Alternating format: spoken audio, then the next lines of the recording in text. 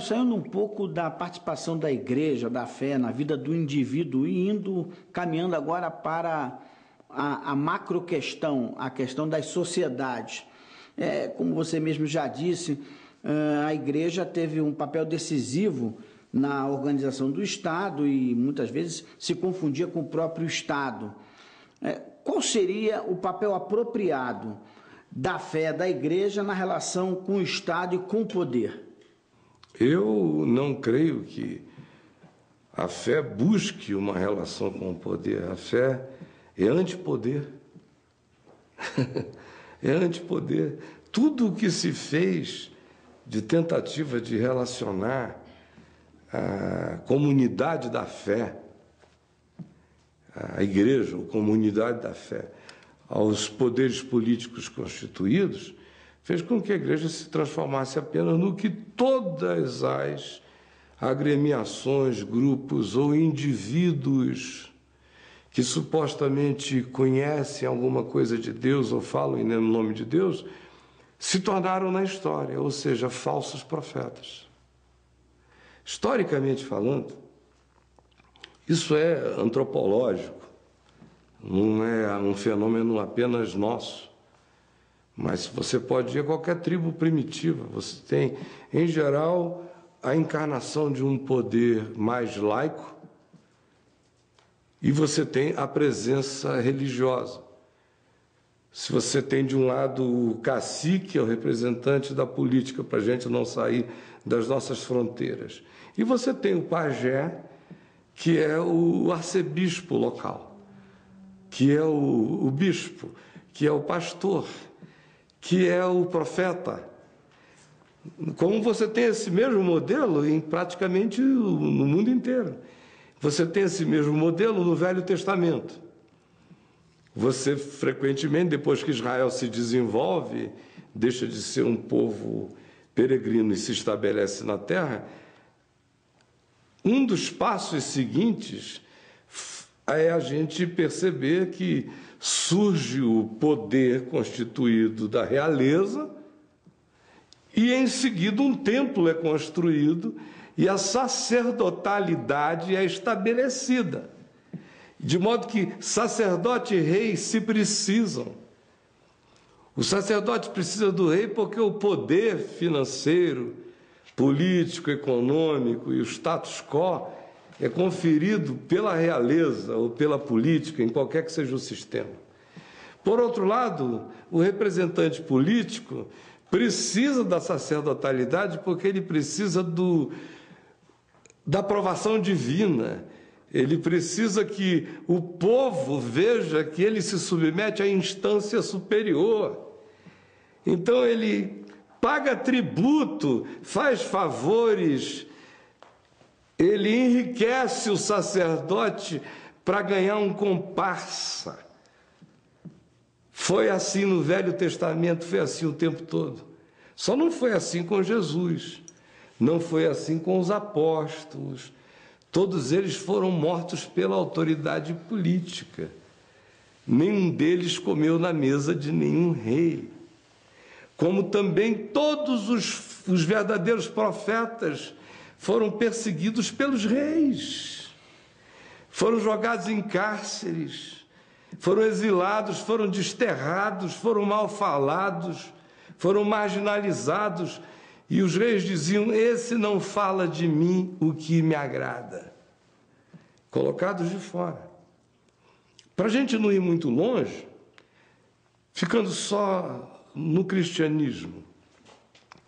O cristianismo, meu Deus, surgiu há 1700 anos atrás, mais ou menos, por uma cooptação do Império Romano, do imperador Constantino, que cooptou um grupo de bispos e encheu-os de favores, de isenções, de regalias.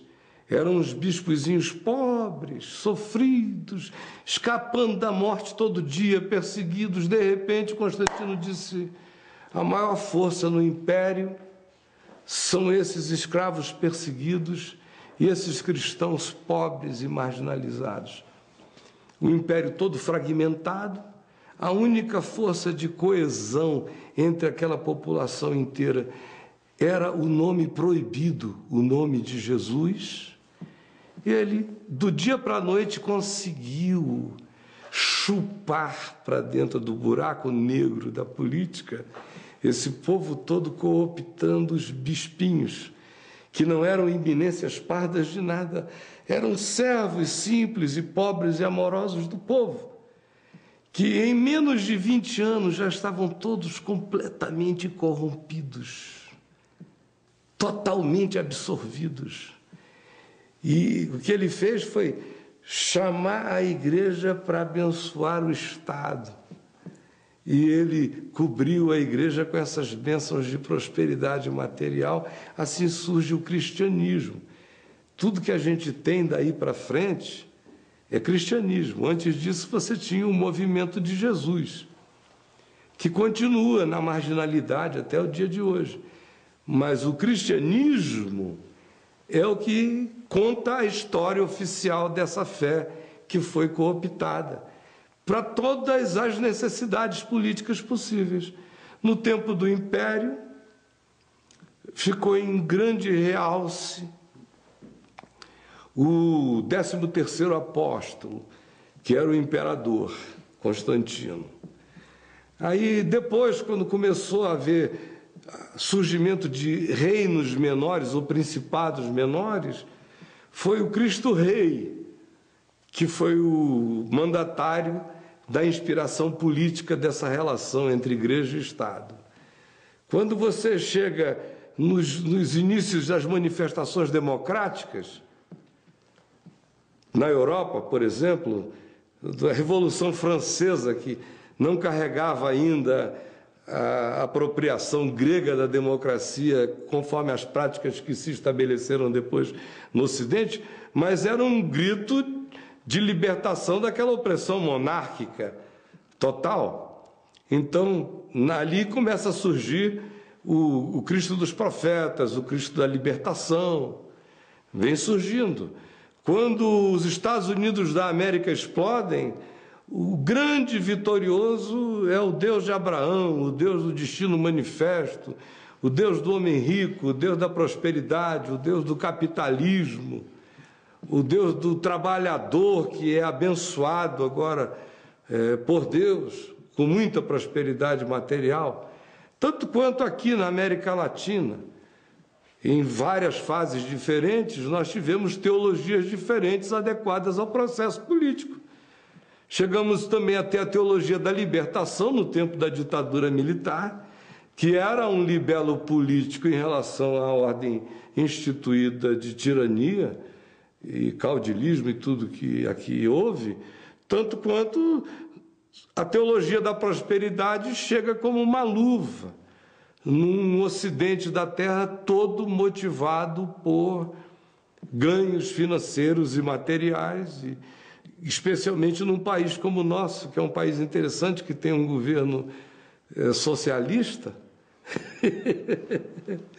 e que faz as práticas capitalistas mais selvagens possíveis.